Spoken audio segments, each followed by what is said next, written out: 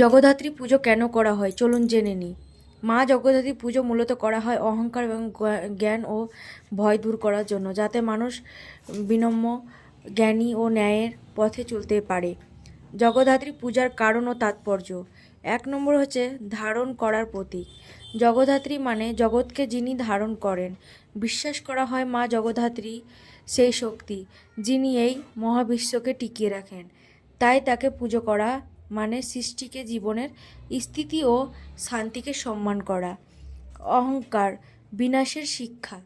কথিত আছে ইন্দ্রদেব নিজের শক্তিকে গর্বিত হয়ে পড়েছিলেন, তখন মা দেবী তাকে শিক্ষা দিতে জগদ্ধাত্রীকে রূপ নেন। তাই এই পূজা মানুষকে শেখায় অহংকারী পতনের মূল।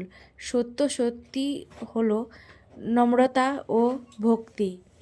3 নম্বর হচ্ছে দুর্গার শান্ত রূপ।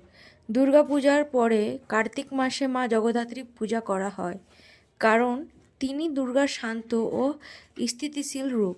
যেখানে দুর্গা যুদ্ধের প্রতীক, সেখানে জগদ্ধাত্রী শান্তি, স্থিতি ও ধৈর্যের প্রতীক। 4 নম্বর হচ্ছে জ্ঞান ও আত্মনিয়ন্ত্রণের প্রতীক।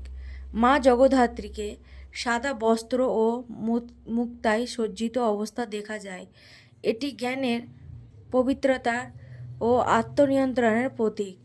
তাই ভক্তরা প্রার্থনা করেন যেন তাদের মনোনিয়ন্ত্রণে থাকে ও অন্যায়ের বিরুদ্ধে দাঁড়াতে পারেন। 5 নম্বর হচ্ছে সমাজের ঐক্য ও আনন্দের প্রতীক।